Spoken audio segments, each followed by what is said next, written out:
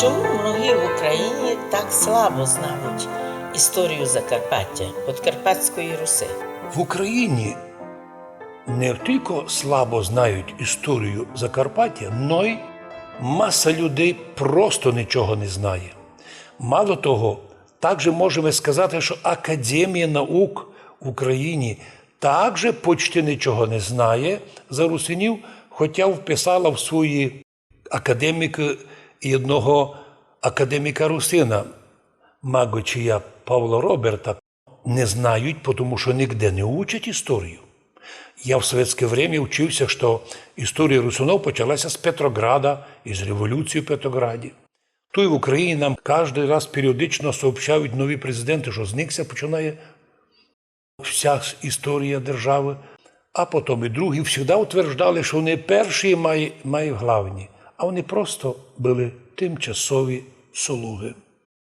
І ми сьогодні кажемо, не є потреба і не є проблема, хто не знає історії Закарпаття. Давайте будемо вчити її.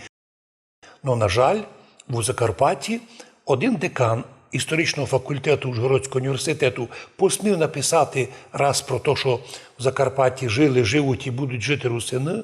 Це народ, котрий нікуди не входив і свою етнічність не міняв, щоб не тільки уволили того декана, а й взагалі знищили історичний факультет, після котрого, на нашу думку, Ужгородський університет перестав бути університетом, бо який університет без історії?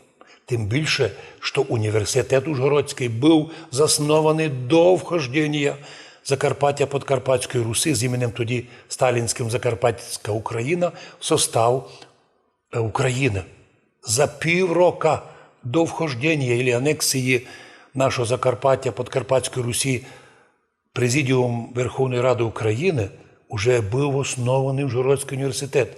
Чому з ним так сьогодні маніпулюють, нам больно. Чому так ректор міг підписати знищення історичного факультету, стоїло б над тим подумати. Слишком уж велика рана нанесена перед лицем Європи, цілого світа, Ужгородському університету, в якому я вчився. Отже, закликаємо всіх наших друзів і опонентів учити історію Закарпаття. Але треба ту історію вчити, котру ми знаємо, котра наша є, не видумана, не придумана. Як зараз в Україні практично історія – це якась фікція придумана, а наша історія подлинна, красива, благодатна, мирна. Вона легко вписується у загальну історію України.